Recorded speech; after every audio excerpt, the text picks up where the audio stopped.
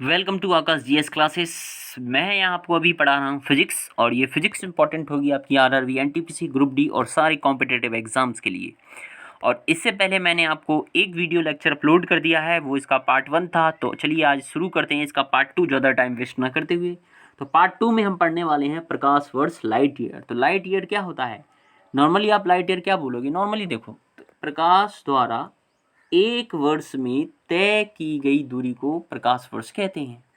इसका मतलब लाइट जो होती है 1 ईयर में कितना ट्रैवल करेगी, है ना, कितना ट्रैवल करेगी, वही होता है हमारा प्रकाश वर्ष। ठीक है, यही तो होता है। नॉर्मली आप यही बताना किसी भी कि प्रकाश द्वारा एक वर्ष में तय की गई दूरी को क्या कहते हैं? हम प्रकाश वर्ष कहते हैं। ठीक है, प्रकाश द्वारा एक वर्ष में तय की गई दूरी को प्रकाश वर्ष कहते हैं। आइए और इस पे आगे चलते हैं। एक प्रकाश वर्ष, देखिए क्वेश्चन कहाँ से आता है। एक प्रकाश वर्ष पूछता है, एक प्रकाश वर्ष बराबर 9.46 इंटू 10 की पावर 15 मीटर होता है। बिल्कुल याद रखना भाई, क्वेश्चन आता है दोस्तों। अब इसको कभी कभी किलोमीटर में भी पूछ लेता है। तो आपको पता है नॉर्मली 1 किलोमीटर इक्वल टू होता है बच्चों, 1 किलोमीटर इक्वल टू 10 की पावर इसे 10 की पावर 3 कर लो, या 1 किलोमीटर इक्वल टू 1000 मीटर। ठीक है, या ऐसे लिख लो, कोई बात नहीं है।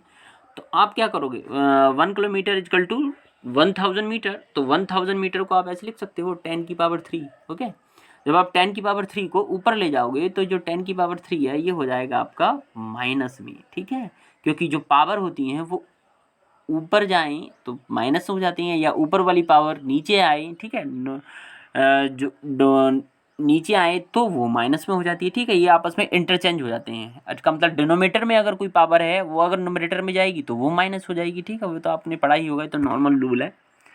तो उसके बाद हमें करना क्या है? तो आगे आपको दिख रहा होगा कि 9.46 इंटू, आपको पता है कि जब हम in multiplication power will be added when base are equal, ये वाला तो नियम आपने पढ़ा है। गुणा में घात जुड़ जाती हैं जब आधार समान होते हैं। तो देखो यहाँ बेस इक्वल है कि नहीं, यहाँ 10 है और यहाँ 10 है, तो 15 और ऐड होंगे तो ये देखो प्लस माइनस माइनस हो जाएगा। तो 15 में से 3 जाएंगे तो कितनी पावर बचेंगी? 12। तो ये हो जाएगा 9.46 इंटू 10 की पावर 12 किलोमीटर। ये है आपका आंसर। ओके, किलोमीटर में। यहाँ तक समझ गए होंगे आप। चलिए अब थोड़ा और कुछ समझ लेते हैं। देखिए इतना तो हमने समझ लिया। अब ये वीडियो थोड़ी सी लंबी हो सकती है अगर मैं इसे डीपली पढ़ाऊँ। अगर ऐसे ही पढ़ा के चला जाऊँ तो कोई प्रॉब्लम नहीं है, थोड़ा आज थोड़ा डीपली पढ़ा ही देता हूँ। आप बताइए लाइट क्या होती है? लाइट नॉर्मली बताइए आप, लाइट क्या होती है? अगर कोई नॉर्मल बोलेगा लाइट एक, हम बोल सकते हैं, जैसा अगर हम स्टूडेंट हैं तो हमने इतना अध्ययन किया है कि लाइट जो होती है एक ऊर्जा होती है। ठीक है, लाइट जो होती है एक एनर्जी होती है। क्या होती है? एक एनर्जी होती है कि नहीं होती है एनर्जी? अब एनर्जी कैसे होती है कि हमें एक बार बताओ, हमें ऊर्जा कहाँ से मिलती है? सबसे पहले हमें ऊर्जा, हम बोलेंगे हमें ऊर्जा, सर हमें ऊर्जा मिलती है सन से। सन से हमें ऊर्जा मिलती है। ठीक है, सन जो है एक नेचुरल क्या है? सोर्स है। किसका? एनर्जी का। ओके, एक नेचुरल सोर्स है एनर्जी का। अब सन से हमें ऊर्जा मिलती है, सिर्फ हमें नहीं, जितने भी प्राणी हैं और पेड़ पौधे हैं उन्हें, उन सबको जो होती है सूरज से जो है ऊर्जा मिलती है। अब किस फॉर्म में मिलती है? जो पेड़ पौधे होते हैं, प्लांट और वगैरह होते हैं, उन्हें जो ऊर्जा मिलती है वो क्या करते हैं? फोटोसिंथेसिस प्रोसेस होती है। फोटोसिंथेसिस प्रोसेस होती है कि नहीं होती है? इसको हिंदी में कहते हैं प्रकाश संश्लेषण। क्या कहते हैं बच्चों? प्रकाश संश्लेषण प्रक्रिया। तो प्रकाश संश्लेषण प्रक्रिया के थ्रू पौधे क्या करते हैं? अपना भोजन बना लेते हैं। ठीक है, पौधे अपना भोजन बना लेते हैं प्रकाश संश्लेषण क्रिया के थ्रू। प्रकाश संश्लेषण क्रिया के थ्रू वो क्या करते हैं? लाइट एनर्जी को, अब देखना, लाइट एनर्जी को केमिकल एनर्जी में कन्वर्ट कर देते हैं। ठीक है, यानी लाइट एनर्जी को क्या करते हैं? वो केमिकल एनर्जी में कन्वर्ट कर देते हैं। यानी प्रकाशीय ऊर्जा को क्या करते हैं? केमिकल एनर्जी तो आप जानते हैं ना, केमिकल एनर्जी में बदल देते हैं। ठीक है, रासायनिक ऊर्जा में बदल देते हैं। तो वो फोटोसिंथेसिस प्रोसेस के थ्रू करते हैं। तो इसका मतलब हम ये समझे कि प्रकाश एक ऊर्जा का स्रोत है। ठीक है, इतना आप समझ गए होंगे। अब आप और कुछ आगे चलते हैं, इसमें और कुछ बताता हूँ मैं आपको। बताने को तो बहुत कुछ है। चलिए, अब कभी कभी ये क्वेश्चन आता है कि जो प्रकाश है, प्रकाश कैसी तरंग है? कैसी वेव है? प्रकाश कैसी वेव है? तो आप क्या बोलोगे? प्रकाश एक ट्रांसवर्सल वेव है। याद रखना, प्रकाश एक ट्रांसवर्सल वेव है। अब ट्रांसवर्सल वेव क्या होता है? इसको हिंदी में कहते हैं प्रकाश एक अनुप्रस्थ तरंग है। कैसी तरंग है? प्रकाश एक अनुप्रस्थ तरंग है। क्वेश्चन पूछा जाता है प्रकाश एक कैसी तरंग है? प्रकाश एक अनुप्रस्थ तरंग है। अनुप्रस्थ तरंग क्या होता है ये समझ लो आप। अनुप्रस्थ तरंगे वे तरंगे होती हैं, देखना जैसे ये मैं बोल रहा हूँ, ये एक पॉइंट है, ठीक है, यहाँ से जो है प्रकाश चल रहा है, ध्यान से देखो। अब ये जो प्रकाश द्वारा ये डिस्टेंस ट्रैवल किया जा रहा है और यहाँ मेरी आँख है, मैं यहाँ से प्रकाश को देखूंगा, ठीक है, ये मेरी आँख है। तो जो प्रकाश जो जाएगा ना वो इस फॉर्म में जाएगा, देखो लाइट जो जाएगी ना वो कुछ इस तरह जाएगी और यहाँ तो इसका ये जो होगा ये होगा इसका direction, that is the direction of light, ठीक है, this is the direction of light, ये डायरेक्शन होगा। और देखो ये क्या है, ये याद रखना, ये है इसका, ये याद रखना, ये है इसका एम्पलीट्यूड, एम्पलीट्यूड, एम्पलीट्यूड, एम्पलीट्यूड, ये है इसका एम्पलीट्यूड। एम्पलीट्यूड को हिंदी में कहते हैं आयाम। आयाम पढ़ा है आपने? आयाम बहुत ही इंटरेस्टिंग चीज़ है। अगर आप आयाम को जानना चाहें तो मैं आपको बता दूं आयाम क्या होता है। फिलहाल हम जो जी रहे हैं, फिलहाल हम 3D में जी रहे हैं, यानी 3 डायमेंशनल आयाम में जी रहे हैं। हम जो जी रहे हैं अभी वो 3 डायमेंशनल में जी रहे हैं, नहीं जी रहे हैं। आप हॉल में जाते हो, पिक्चर देखते हो तो 3 डायमेंशनल मूवी देखते हो, ऐसा लगता है कि बिल्कुल आपके आंखों के सामने हो रही है। यानी हम जो अपनी ज़िंदगी जी रहे हैं वो भी तो 3 डायमेंशनल में जी रहे हैं। इसका 3 डायमेंशनल का मतलब होता है कि 3D में जो इमेजेस होती हैं उनमें लंबाई होती है, चौड़ाई होती है, ठीक है, याद रखना लंबाई होती है। इसको थोड़ा मिटाता हूँ फिर आपको बताता हूँ ठीक से। जो हम जीवन जी रहे हैं वो 3D में जी रहे हैं और 3D इमेजेस में लंबाई, चौड़ाई, लंबाई और गहराई, ठीक है। यानी 3D इमेजेस में हम देखो अपने आप स्वयं अनुभव करो। आप सीधे जा सकते हैं, स्ट्रेट जा सकते हैं, बैक आ सकते हैं, लेफ्ट भी आ सकते हैं, राइट भी जा सकते हैं और नीचे की तरफ भी जा सकते हैं। इसका मतलब हम 3D में जी रहे हैं, नहीं जी रहे हैं। अच्छा, ऐसा हो सकता है कि 3D के अलावा हमारे ब्रह्मांड में जो स्पेस में और भी जीवन हो, बिल्कुल हो सकता है। 3D के अलावा 4D भी हो सकता है और 5D भी हो सकता है। आपने एक मूवी देखी है, हॉलीवुड मूवी इंटरस्टेलर।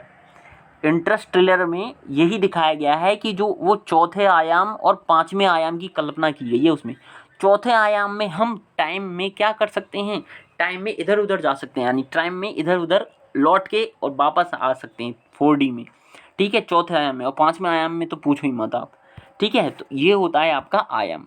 तो मैंने क्या बताया था, लाइट जो ट्रैवल करता है, प्रकाश जो ट्रैवल करता है, एक ट्रांसवर्जल वेव है। प्रकाश कैसी वेव है? एक ट्रांसवर्जल वेव है। और ट्रांसवर्जल वेव मैंने अभी बताया कैसे ट्रैवल करती है, ऐसे, यानी अनुप्रस्थ तरंगें इस तरह से ट्रैवल करती हैं। ये इसका डायरेक्शन होता है, this is the direction of light. और यहाँ मेरी आँख है, यहाँ मुझे लाइट दिखनी है, ठीक है। और ये उसका होता है आयाम, ये आयाम होता है, एम्पलीट्यूड होता है। अब आप याद रखना, डायरेक्शन और आयाम में 90 डिग्री का एंगल बनेगा। डायरेक्शन और आयाम में 90 डिग्री का एंगल बनेगा, तभी प्रकाश जो है ट्रैवल कर सकता है एक जगह से दूसरी डिस्टेंस पे, ठीक है। अब इतना आप समझ गए। और इतना और समझ लो, जो अनुप्रस्थ तरंगें जो होती हैं, यानी ट्रांसवर्जल वेव जो होती हैं, उन्हें जो है ट्रैवल करने के लिए कोई मीडियम नहीं चाहिए, कोई मीडियम नहीं चाहिए। ध्यान रखना, मैं कह रहा हूँ नो मीडियम, ये बिना किसी मीडियम के, विदाउट एनी मीडियम, ठीक है, विदाउट एनी मीडियम, यानी इन्हें ट्रैवल करने के लिए कोई मीडियम नहीं चाहिए। यानी प्रकाश तरंगें जो होती हैं बिना मीडियम के ट्रैवल करती हैं। अबे यार इसे आप खुद प्रूव कर लो। जैसे सपोज कर लो, एक एग्जांपल देता हूँ मैं आपको। आप हो, क्या बोलते हैं, ये है आपका सन और ये है आपका मून, सॉरी अर्थ ले लो। यहाँ से जो ऊर्जा आ रही है, प्रकाश आ रहा है, एक बताओ, यहाँ जो है स्पेस है, यहाँ तो वैक्यूम है कि नहीं? यहाँ कहाँ है? ये वैक्यूम है कि नहीं? Vacuum means there is no air, यहाँ हवा कहाँ है? ना एयर है ना ग्रेविटी है। इसका मतलब फिर भी जो प्रकाश जो है यहाँ से ट्रैवल करके आ जा रहा है। इसका मतलब जो अनुप्रस्थ तरंगें होती हैं उन्हें ट्रैवल करने के लिए मीडियम की आवश्यकता नहीं होती, माध्यम की आवश्यकता नहीं होती है। प्रकाश जो तरंगें होती हैं उन्हें ट्रैवल करने के लिए माध्यम की आवश्यकता नहीं होती है। इतना आप लोग समझ गए होंगे प्रकाश तरंगों के बारे में, ठीक है। और ये देखो एक क्वेश्चन और आता है कि प्रकाश तरंगों को ट्रैवल करने के लिए माध्यम की आवश्यकता तो नहीं होती, इसलिए वे अनुप्रस्थ तरंगें होती हैं। इसलिए जो प्रकाश तरंगें होती हैं वो होती हैं इलेक्ट्रोमैग्नेटिक, इलेक्ट्रोमैग्नेटिक, ध्यान से देखना, इलेक्ट्रोमैग्नेटिक, इलेक्ट्रोमैग्नेटिक वेव्स, ये है इंपॉर्टेंट भाई। प्रकाश तरंगें कैसी तरंगें होती हैं? अनुप्रस्थ तरंगें होती हैं। अनुप्रस्थ तरंगें कैसी होती हैं? Electromagnetic waves. इसका मतलब होता है विद्युत चुंबकीय तरंगें। क्या होती हैं?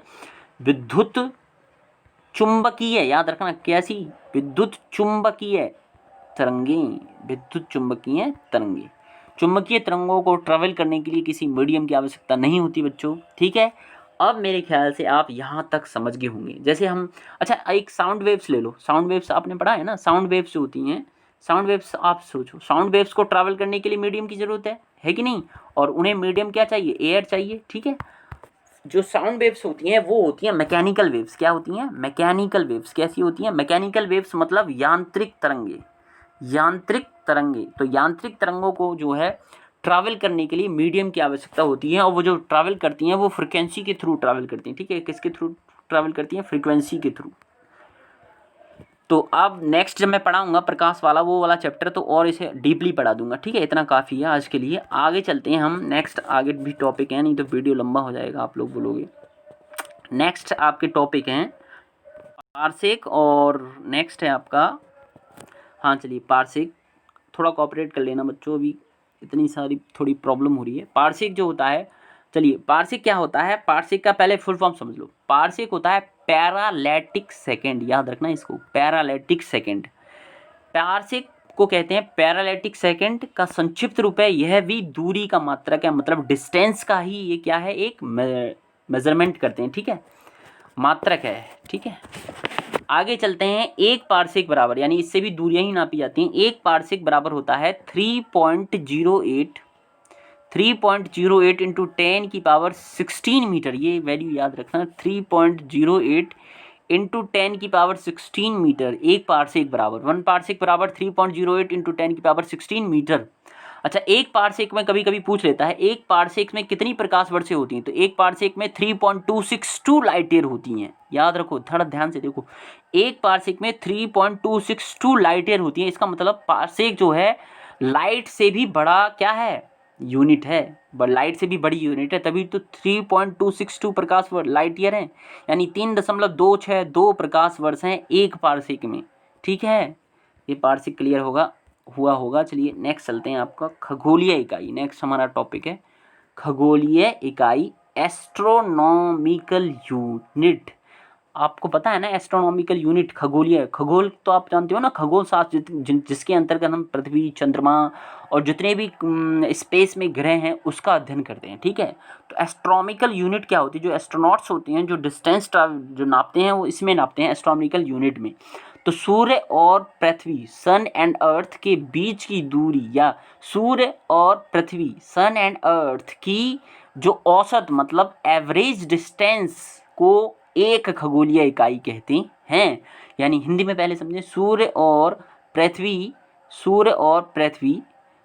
के बीच की औसत दूरी को एक खगोलीय इकाई कहते हैं। अरे इंग्लिश में, the average distance of earth and sun is called 1 astronomical unit. तो 1 एस्ट्रोनॉमिकल यूनिट बराबर होता है 149 या 149.6 इंटू 10 की पावर 9 मीटर, ठीक है। 149.60 गुणा 10 की घात 9 मीटर।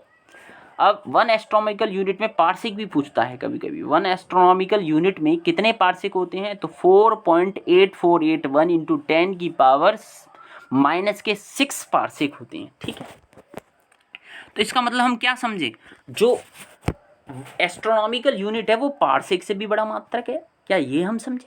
आप खुद सोचिए और कमेंट करना, ठीक है। अब नेक्स्ट टॉपिक पे चलते हैं बच्चों। नेक्स्ट है केल्विन। इसमें थोड़ा पढ़ाना पड़ेगा आपको केल्विन के बारे में, ठीक है। आपने नॉर्मली केल्विन के बारे में, केल्विन स्केल के बारे में पढ़ा है? आप इतना बताइए। इससे पहले हम केल्विन स्केल के बारे में पढ़ते हैं। हाँ, आप बोलोगे हाँ पढ़ा है हमने केल्विन स्केल के बारे में। तो केल्विन स्केल के बारे में आपने क्या पढ़ा है? एक तरफ सेंटीग्रेड स्केल ले लो और एक तरफ ले लो केल्विन स्केल, ये पढ़ा होगा आपने। आप लोग पता है कि 0 डिग्री सेंटीग्रेड पर जो है पानी जम जाता है, ठीक है, या मेल्टिंग पॉइंट भी है ये 0 डिग्री सेंटीग्रेड पर। और 100 डिग्री सेंटीग्रेड पर क्या होता है? ये पानी उबलने लग जाता है, ठीक है, बॉइलिंग पॉइंट है, और इससे ऊपर होने पर वेपराइज हो जाता है। अब केल्विन स्केल में 0 डिग्री सेंटीग्रेड जो होता है वो होता है 32, वो होता है आपका, सॉरी फ़ारेनहाइट स्केल में बच्चों, सॉरी फ़ारेनहाइट स्केल में जो होता है आपका